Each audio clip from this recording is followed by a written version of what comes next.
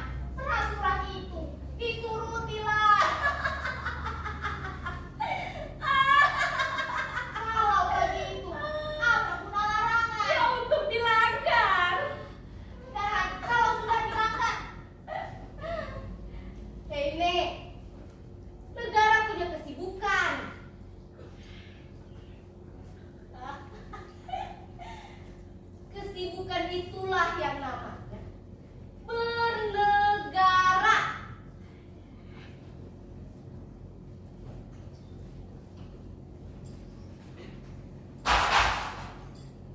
Kalian dengar itu? Kali ini itu adalah suara gemuruh. Apa? Itu loh, Neng. Geruduk. Itu biasanya tanda tak lama lagi hujan turun. Sialan! Ina! Kenapa, Kak? Percuma dandan. Aduh. Belum tentu juga hujan turun. Hah? Belum tentu. Apa kau mau hujan? Aduh. Ina,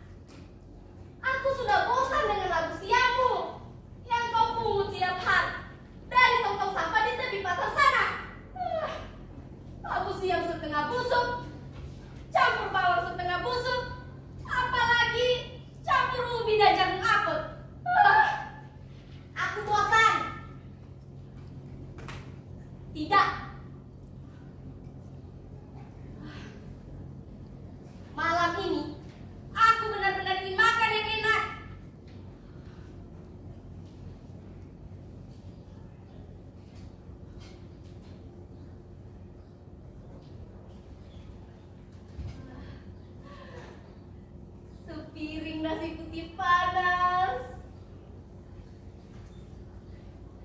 sepotong daging rendang dengan bumbunya kental berminyak-minyak, sebutir telur balado, dan segelas penuh teh manis panas.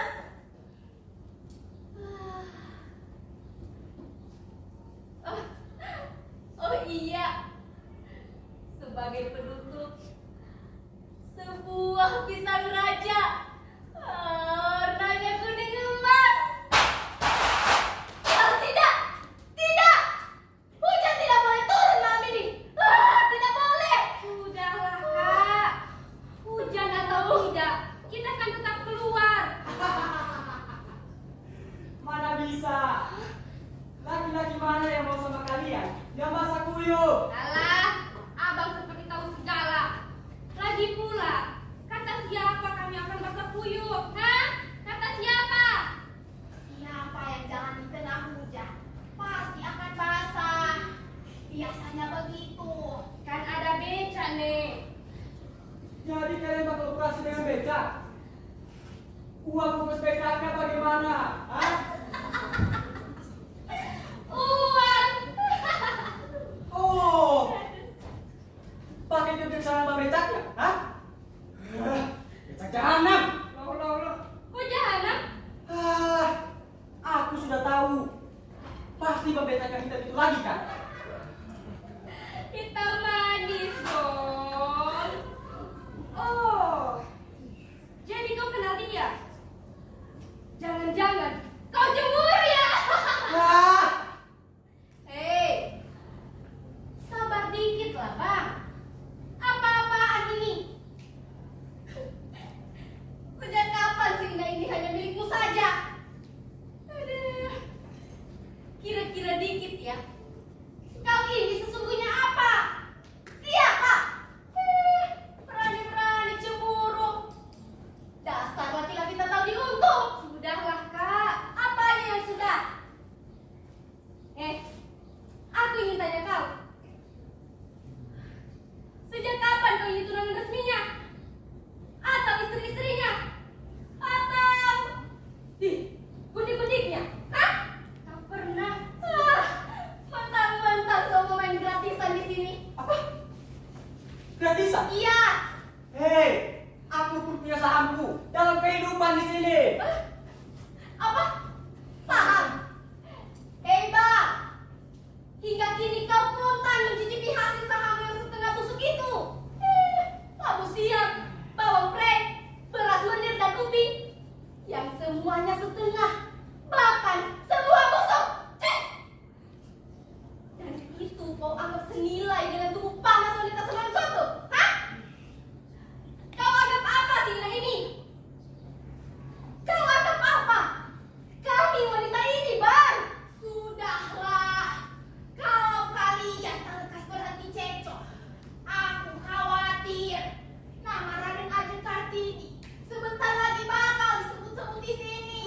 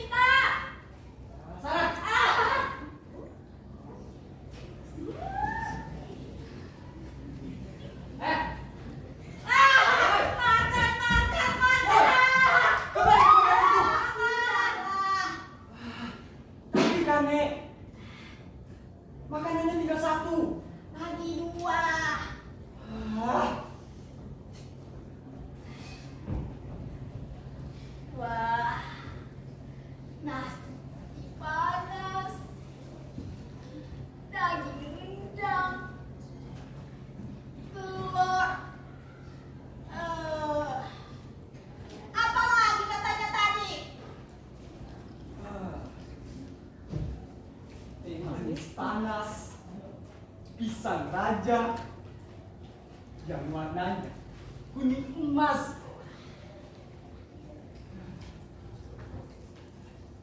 Aku heran, nenek kau masih hafal itu semua.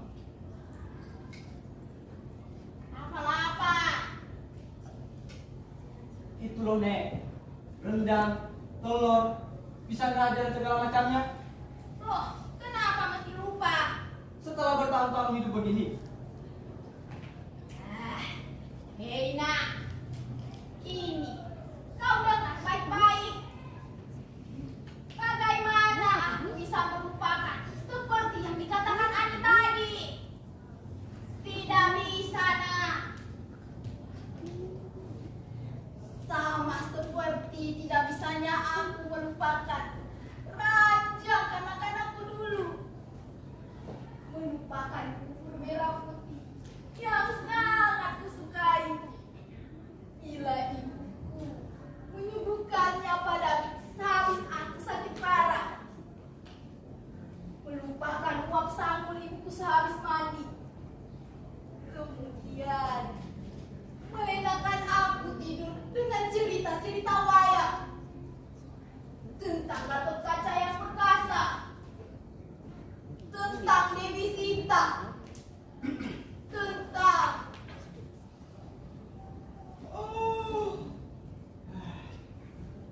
tidurlah nek, kau mengantuk.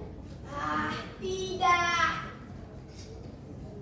Aku seolah kembali merasakan kantukku yang dulu. Ketika ibuku melenakan aku tidur itu. Kenangan. Inilah sebenarnya yang membuat kita sengsara berlarut-larut. Kenanganlah yang senantiasa membuat kita menemukan diri kita dalam bentuk runtuhan-runtuhan. Kenanganlah yang jadi beton dari kecongkakan diri kita, yang sering salah diberi nama oleh masyarakat dan oleh diri kita sendiri sebagai harga diri. Kini aku bertanya kepadamu nak, di manakah lagi harga diri di kolong jembatan ini? Semua persoalan ini tidak bakal ada bila kita bekerja dan punya cukup kesibukan. Semua kenangan, harga diri yang nenek sebutkan tadi, itu justru masalah yang hanya ada bagi manusia seperti kita ini. Tubuh yang kurang dapat kita manfaatkan sebagaimana mestinya, dan waktu lowong kita yang hanya bergerobak-gerobak. Kalau aku tak salah, kau tak henti-hentinya cari kerja. Iya nek, tapi tak pernah dapat. Alasannya? Masyarakat punya prasangka tertentu terhadap manusia seperti kita ini. Bagaimana rupanya jenis seperti kita ini? Dengar ya nek, masyarakat telah punya pikiran yang berakar dalam bahwa gerandangan seperti kita ini sudah tak bisa lagi bekerja. Dalam arti yang sebenarnya nek, Menurut mereka, kita cuma bisa bekerja apa lagi? tidak banyak, kecuali sekedar mempertahankan hidup saja.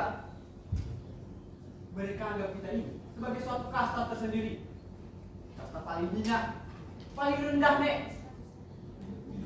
Tampang kita saja sudah cukup buat mereka curiga. Habis, tampang bagaimana lagi yang harus kita perlihatkan kepada mereka? Selain tampang kita yang ini juga, bahwa tampang kita nampaknya kurang menguntungkan. Salahkah kita ini nek? Bahwa dari timbulan pakaian kita menyusut uap yang bersih, uap dari air kali yang muter di kolong jembatan ini. Hukum masyarakat tetap begitu. Kalau mau melamar kerja, tampillah dengan tampang yang paling menguntungkan.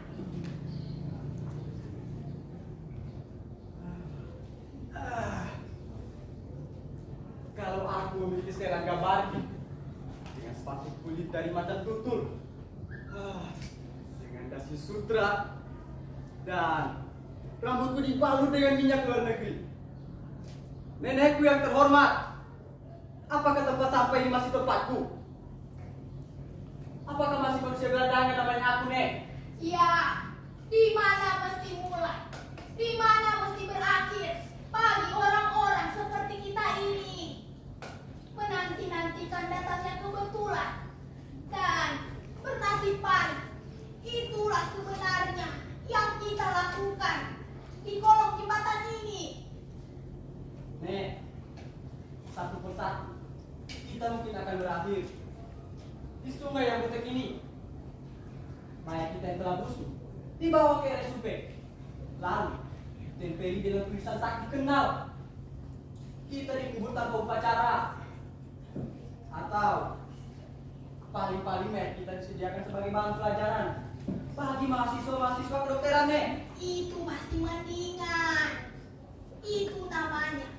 Bahkan dengan mayat kita, kita masih bisa menjadi pahlawan-pahlawan tak dikenal lewat ilmu uran untuk mahasiswa-mahasiswa kedokteran.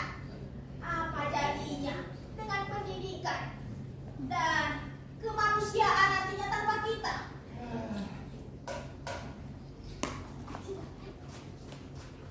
Oh, belum tidur kalian? Wah, rupa-rupanya kita kedatangan tamu hari ini. Hei, dari mana kau pungut dia? Hah? Orang gila itu saja sudah cukup buat kita pusing di sini. Hati namanya. Iya tadi ketemu nangis-nangis di depan pintu pelabuhan. Suaminya.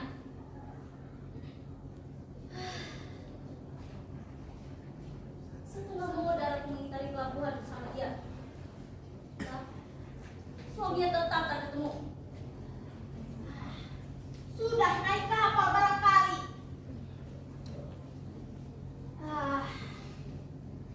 Dugaanku begini. Dia suruh anak ini menunggunya di pintu pelabuhan. Lantas, dia sendiri masuk pelabuhan. Kemudian, dia keluar lagi dari pintu lainnya. Terus kabur entah kemana. Terhadap dugaan ini, bisa saja kuhadapkan dengan sekian bulan lainnya. Dugaan orang tua biasanya lebih berdasar. Itu pengalaman atau firasat nih, Nek? Dua-duanya. Aku dulu mantan istri seorang kelasi. Di mana-mana kawin, di mana-mana meninggalkan pengantin baru dengan janji-janji setinggi langit. Dia berjanji mau bawa saya ke kampungnya di seberang.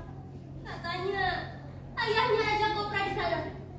Dia mau beri saya rumah. Sudah, Wana. Aku sudah mengerti. Mari kita lihat ini persoalan anak. Anak ini sudah di sini. Dan kalau saya tak salah, anak tadi pulang ke kampung dulu. Saya malu, Nek. Kami berangkat dari sana dengan pesta dan gelas segala. Dan koperku dengan segala pakaian dan perhiasan emasku di dalamnya telah dibawa kabur, Nek. Wah, hebat juga orang seberang itu. Tapi, apa betul dia dari sana? Hah? Katanya begitu. Kak, bawalah aku, Kak. Kemana? Terserah. Pokoknya, jadi juga aku nelayan. Tidak mungkin. Pendaftarannya sudah penuh. Kalau bos tahu kau itu bersamaku, bisa-bisa aku dipecat. Kalau begitu, sembunyikan aku dalam milikmu. Tidak semudah itu. Aku tahu, tapi aku tidak mau tahu, Kak. Yang aku tahu, aku masih muda. Dan bahwa aku pun berat juga. Akan sedikit cinta dan sejumput bahagia, Kak. Sedikit cinta, sejumput bahagia. Hei, kesempatan untuk mengejar itu semua setidaknya Tidaklah di kolong jembatan ini. Kata siapa aku datang kemari untuk itu? Jadi kalau aku disuruh menyimpulkan, maka kau kemarinya untuk menumpang. Lalu bagaimana besok? Dan kau, besok kau akan ke kampung orang. Lantas, bagaimana dengan nasib dari cilik ini? Aku tetap mau ikut berlayar, Kak. Itu tidak mungkin. Begini saja. Usul saya, sebaiknya kau pulang saja ke kampung halamanmu. Kalau begitu, kenapa kalian masih ada di sini? Kenapa tidak pulang saja ke kampung kalian?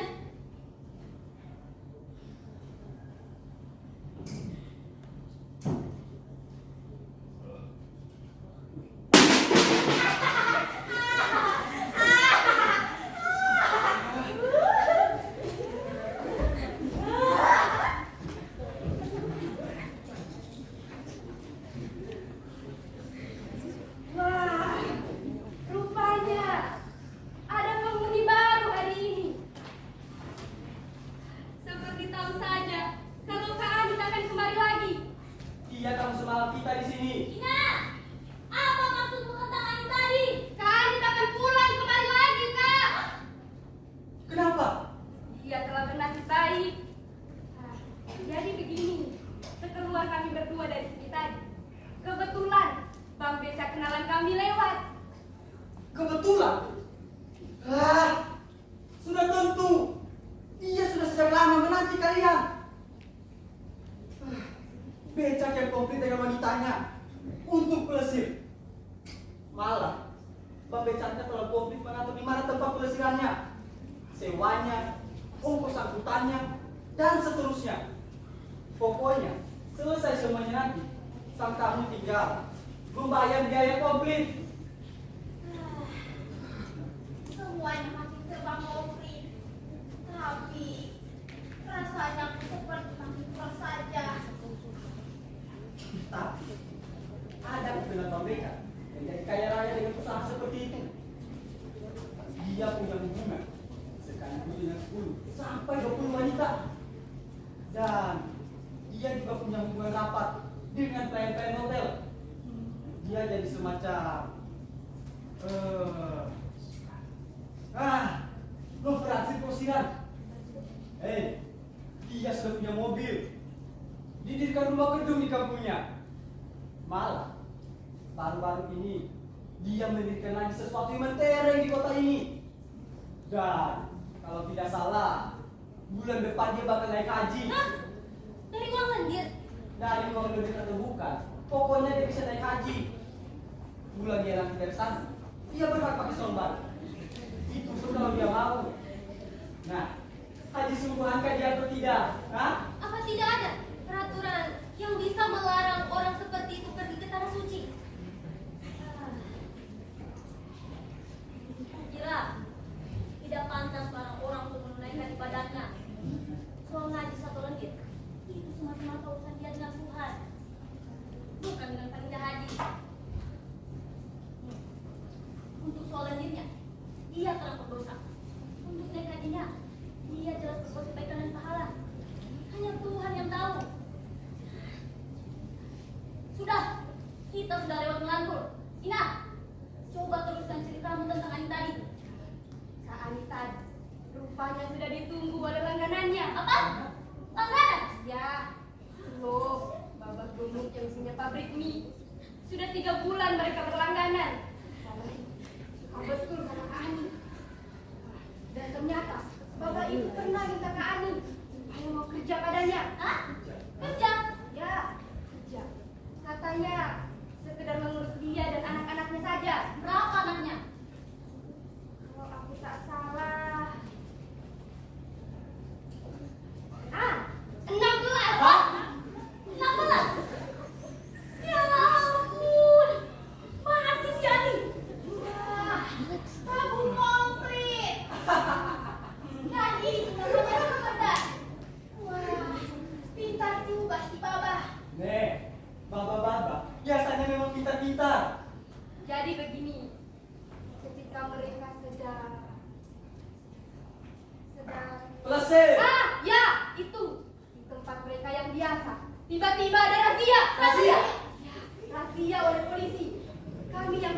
perempuan sempat lari, tapi Kak Ani dan si Baba tetap terbasah. Mereka kami lihat digiring ke truk terbuka sama sekian banyak laki-laki maupun perempuan. Berdasarkan yang sudah-sudah, kami menduga pasti mereka dibawa ke kantor polisi. Lalu kami ke sana. Dan kalian tahu, di depan polisi, si Baba meminang Kak Ani. Hah? Dan Kak Ani berkata iya. Aku sangat gembira atas keputusan Kak Ani. Biar dengan babak gemuk sekalipun, entah dia yang licik, entah Kak Ani yang kurang seksama dalam pertimbangannya. Tapi setidaknya mulai sekarang, Kak Ani punya kedudukan tetap, punya alamat tetap, dan punya kartu penduduk tetap.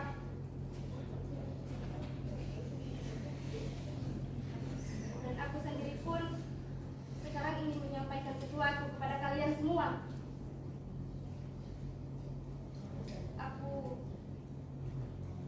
Aku tadi telah mengambil keputusan untuk diriku sendiri. Keputusan apa? Aku telah terima lamaran Bang Beca itu. Hah? Bang Beca gitu? Aku tahu kau sudah lama tak menyukainya. Tapi Bang, kalau aku menyerahkan diriku dan nasibku seterusnya padamu, apa yang bisa kau berikan padaku di luar kolong jembatan ini? Hah? Kata siapa aku akan terus-terusan di sini?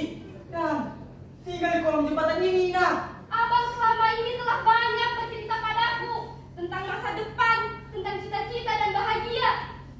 Tapi dengan hati yang pedih, aku dari hari ke hari melihat dan mengalami bahwa ucapanmu itu akan tetap tinggal cuma kata-kata saja.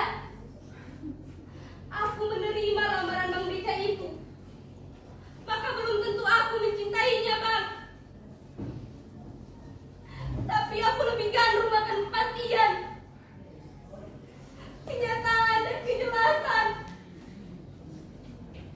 Mungkin aku bukan istri satu-satunya, tapi itu semua rela aku terima, Bang. Demi dapatnya aku memiliki kartu penduduk. Kartu penduduk yang bagiku berarti berakhirnya segala yang tak pasti ini.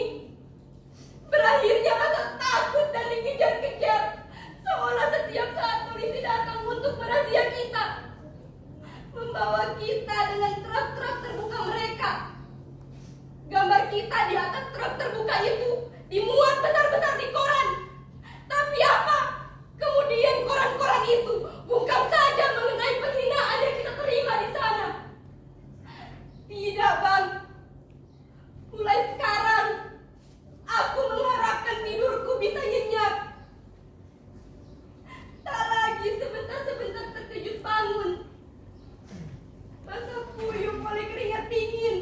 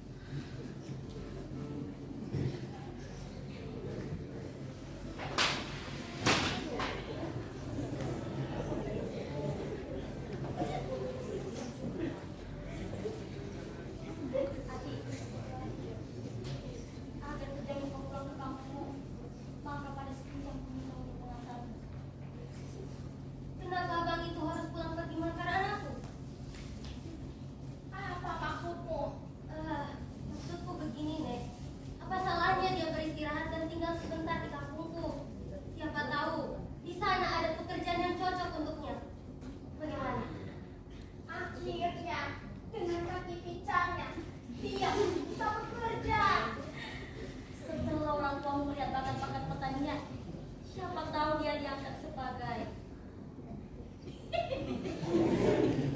sebagai menantu. Apa? Menantu? Menantu siapa? Hah? Apa maksud pula kalian?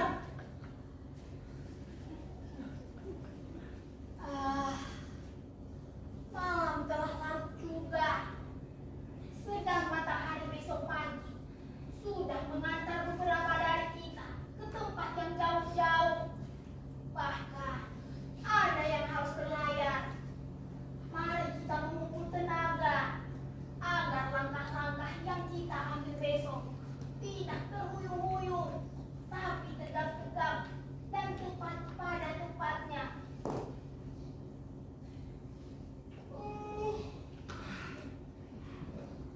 Selamat beristirahat.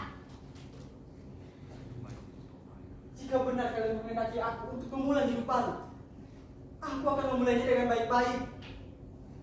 Ya, aku akan mengantarnya ke sana. Tapi dengan tidak sedikit menegakkan sebagai calon menantu, seperti yang kalian bicarakan. Apa alasanku untuk menganggapnya begitu saja? Bahwa orang tuanya akan secara otomatis menerima aku sebagai menantunya. Aku hanya ingin mengembalikan seluruh kedirianku kembali ke kesegarannya semula. Yang dulu, entah telah berapa puluh tahun yang lalu, telah hilang. Aku akan datang sebagai pelamar kerja, pelamar keadaan dan kemungkinan hidup yang lebih baik kembali. Dan sudah tentu mereka berhak menolak aku.